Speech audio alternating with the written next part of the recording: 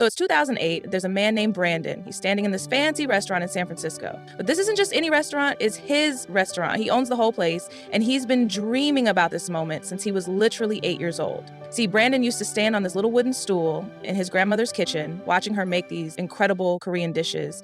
She'd teach him everything about cooking, showing him how to test the broth just right, how to know when the kimchi was perfectly fermented. That kitchen became his whole world. Brandon grows up and decides this is it. He's opening his own restaurant. Everyone keeps telling him the same thing. Follow your passion, the money will follow. Brandon believes them completely. So he spends his entire life savings, we're talking about $147,000, and then convinces his family to invest another $200,000. They all jump in because they've seen how passionate he's been about cooking his whole life. The restaurant is beautiful. Everything is perfect. The menu is this incredible Korean fusion situation. The tables are all set just right. It's got all the right equipment. Brandon's putting in these insane hours, like 90-hour weeks. He's there before sunrise, leaves way after midnight. The food, it's exceptional. Critics are writing these glowing reviews. Customers are loving it. Everything seems perfect. 6 months later, Brandon's filing for bankruptcy. Everything's gone just like that. And you're probably thinking, wait, what happened? The food was great. The reviews were incredible. He worked harder than anyone. How does this even make sense? The same critics who raved about his food are now writing about another passionate chef who couldn't make it in San Francisco. His family's investment is gone. His life savings vanished. Those 90-hour weeks, they meant nothing against the cold reality of business. While Brandon was perfecting his signature dishes, he missed something crucial. He knew everything about reducing sauces, but nothing about reducing costs. He could build incredible flavors, but couldn't build a sustainable business model. His culinary degree taught him all about cooking temperatures, but nothing about cash flow management. Today, Brandon sits in a different kind of office. He runs a consulting firm that saves restaurants from making the same mistakes he did. His clients are all passionate chefs, just like he was. They come to him with perfect menus and dreams of Michelin stars. He shows them their blind spots, the things nobody tells you when they're busy telling you to follow your passion. Ironically, today Brandon makes more money saving restaurants than he ever did cooking in them. His grandmother's recipes still sit in a box in his office, but now he spends his days teaching other chefs that passion isn't a business plan, that loving what you do doesn't guarantee others will pay you to do it. Remember those 90-hour weeks he used to pull in the kitchen? Now he teaches other restaurant owners that working harder on the wrong things just means failing with enthusiasm. His story teaches us a crucial lesson that we're going to explore today, why the advice "follow your passion" might be the most dangerous business guidance you'll ever receive. Have you ever noticed how we never tell kids to follow their passion when it comes to learning math?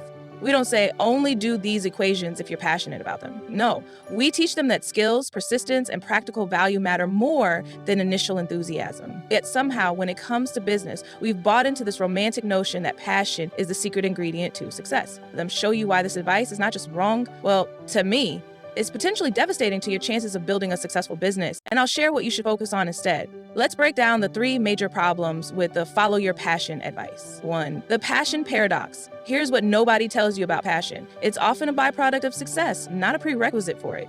Mark Cuban, the billionaire entrepreneur, didn't start out passionate about software or basketball. He started with a practical opportunity to sell software, became good at it, made money, and then developed a passion for business and technology. Studies have shown that passion typically develops after you've gained mastery in something valuable. It's what psychologists call the passion paradox. The more you try to force passion at the beginning, the more likely you are to fail. Instead, passion naturally grows as you become skilled and successful at something. 2, the market reality check. Let's talk about what actually makes a business successful. Honestly, it's not really your passion. It's solving problems that people are willing to pay for. Consider this. Zappos founder Tony Hsieh wasn't passionate about shoes. He was passionate about customer service and building efficient systems. The product was secondary to the real business opportunity he identified. Think about the most successful businesses you know. Microsoft wasn't born from Bill Gates' burning passion for operating systems. He saw a market opportunity, every personal computer would need an operating system, and he positioned himself to fulfill that need. 3, the competence passion matrix. Say we have a 4-quadrant grid: high passion, low competence, high passion, high competence, low passion, high competence, low passion, low competence. Most follow your passion advocates push you toward the high passion, low competence quadrant. But guess where the money is? It's in the high competence quadrants, regardless of initial passion. So what should you do instead? To build a successful business, identify market opportunities. Start by looking for problems that need solving or markets that are underserved. What are people willing to pay for? What recurring problems do you see in your industry or community? The goal is to find the intersection of what people need, what they're willing to pay for, what you can realistically provide. Develop valuable skills. Instead of chasing passion, chase competence. Become incredibly good at something useful. This might mean technical skills that are in high demand, business fundamentals that apply across industries, specific industry expertise that gives you an edge. Remember Brandon from our opening story? His current success came not from his passion for cooking, but from developing valuable business skills that restaurant owners desperately needed. Build market feedback loops. Before going all in on any business idea, test your concept with minimal investment. Get real customer feedback. Iterate based on market response. Scale what works, abandon what doesn't.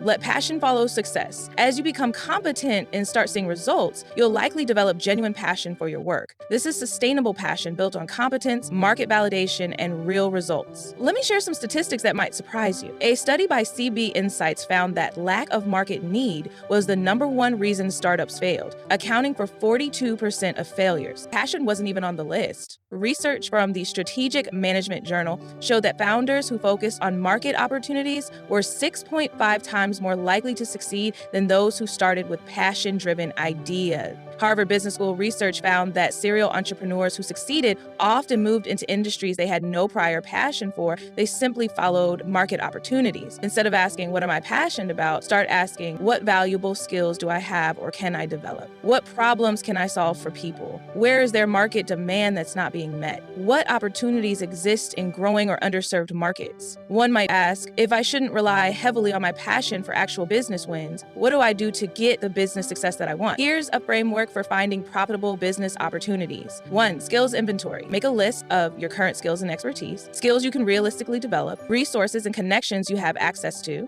industries you have insider knowledge about. 2. Market analysis. Look for growing industries with increasing demand, underserved markets or customer segments, common pain points in various industries, areas where customers are already spending money. 3. Opportunity validation. Before committing, is there clear market demand? Can I provide real value in this space? Are people already paying for solutions? What's my competitive advantage? Today, Brandon often tells aspiring entrepreneurs, don't follow your passion, follow opportunity. Develop valuable skills and let passion grow from mastery and success. He's not alone. Look at some of the most successful entrepreneurs. Jeff Bezos wasn't passionate about books or e-commerce. Sarah Blakely wasn't passionate about underwear before starting Spanx. Reed Hastings wasn't passionate about movies before Netflix. What they all had in common was the ability to identify market opportunities and develop the skills needed to capitalize on them. Passion doesn't pay the bills, solving problems does. Passion doesn't create market demand, meeting needs does. Passion alone won't build a successful business, but building a successful business often leads to passion. The next time someone tells you that the #1 and only business advice you need is to follow your passion, remember that real business success comes from identifying real market opportunities, developing valuable skills and competency, creating solutions people will pay for, letting passion grow naturally from success. Don't start with passion and hope money follows. Start with opportunity, develop competence, and watch both money and passion follow naturally. Your passion might make you happy, but it's your competence that makes you valuable. And in business, value comes first. Remember, the most successful businesses aren't really built on passion. They're built on solving problems and creating value. The passion that comes naturally when you're good at what you do and seeing real results. See you in the next video.